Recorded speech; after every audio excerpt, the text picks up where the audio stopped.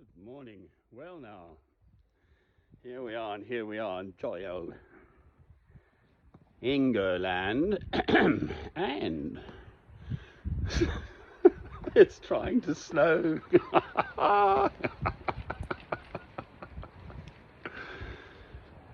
The Two Commandments. Easter Monday. The Two Commandments. Thou shalt love the Lord thy God with all thy heart and all thy soul and all thy mind and all thy strength. This is the first and great commandment. And the second is like unto it. Thou shalt love thy neighbour as thyself. On these two commandments hang all the law and the prophets. Amen. We shall be seated. It's trying to snow. What a world. Oh well. Right. So.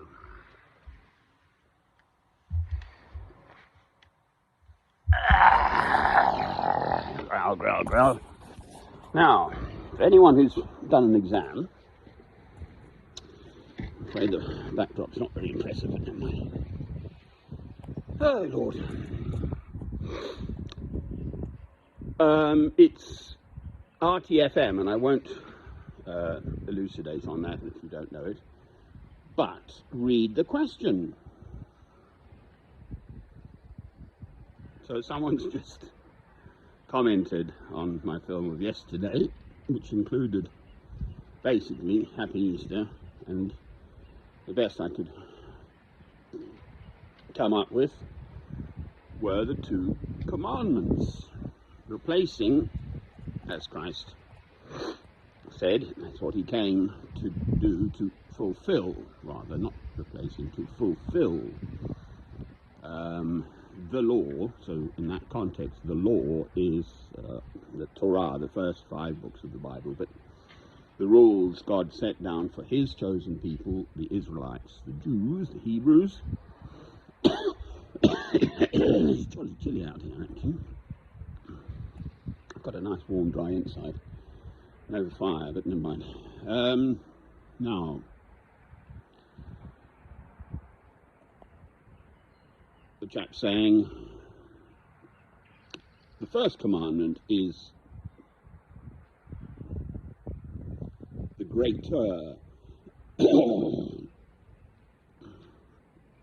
but obviously the Lord, the quote, which is sort of King James language, King James Bible language, is, and the second is like unto it. Well, that is sort of equating us, each individual single human being, to contain within us the potential to aspire to be godlike.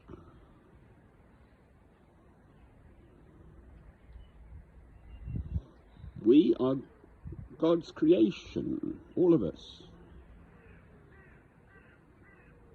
Each individual single human being is precious and special in God's eyes. So, yes, God is infinite. God is infinitely more than any one human being, and until you recognize that, you haven't really even begun on a journey of faith. And I do have difficulty with using this word, but it is used in Psalm 147 specifically, I know. Fear the Lord. Okay, we come to the Lord, before the Lord, with trembling and humility. Moses and the burning bush and all sorts come to mind.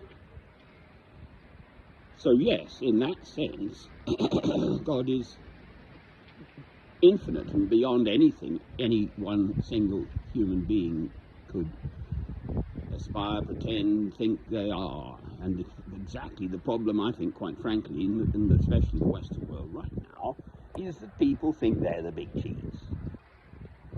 They've got their motor cars and their flash bits and bobs, and they've lost the plot. God is the boss. So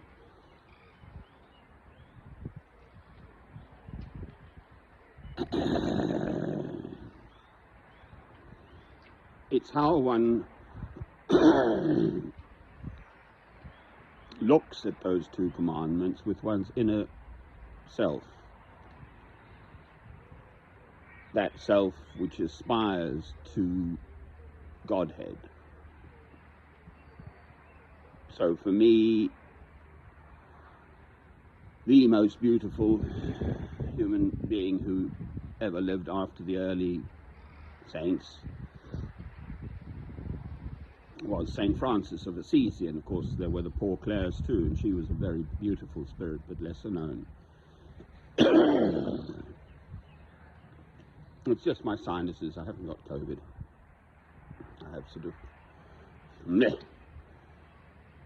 And he, in his lifetime, which was relatively short, his dates are 1182 to 1226, so he lived to the age of 44 only.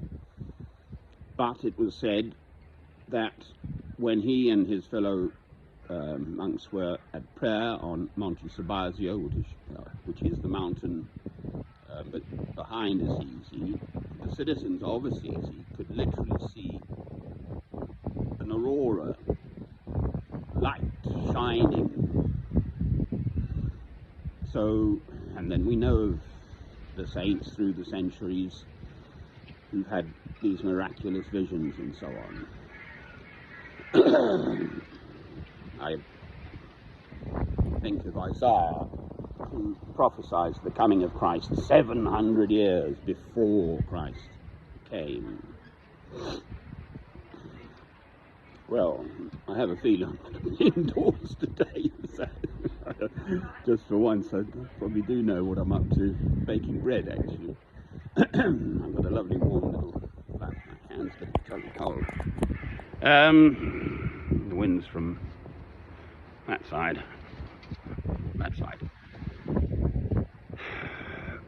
But there is the conjunction, and the second is like unto it. Well, you got that is, those are the words.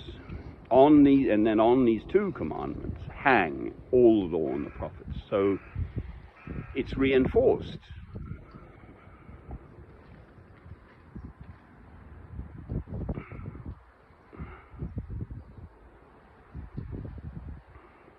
I welcome this comment because it makes me, I've got to think.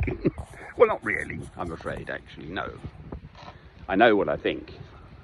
It's just explaining, perhaps, to the best of my ability. The two commandments are there. Thou shalt love the Lord thy God with all thy heart, all thy soul, all thy mind, all thy strength. This is the first and great commandment. Fine, yes. And the second is like unto it, thou shalt love thy neighbour as thyself. On these two commandments hang all the law and the prophets. Well, it's actually, the words are really quite easily understood, I think. It's the level with which we put to practice that second commandment, I think, which also defines us. How we love our neighbours. Do we truly love? And then the obvious phrase is, every single hair on the head of your fellow man, woman and child is precious and special. If they strike you on one cheek, turn unto them the other cheek. Well, until you're doing that, i.e. not manufacturing, selling arms to Saudi Arabia so they can bomb the bilio out of Yemen and so on, then you haven't even begun to love your neighbour, quite frankly. So you're still scrabbling about in the mire. This is why Christ came, to save us all.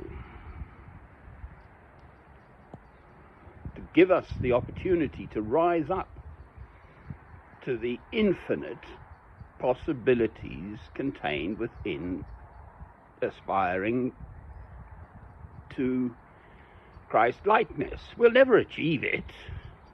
Well, I certainly won't. I'm no saint.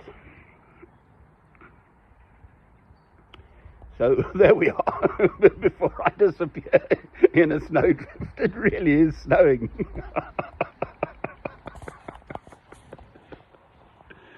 Enough said for the moment. I'll probably return to my theme.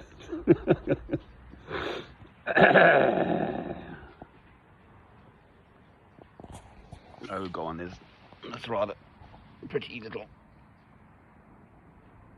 packet of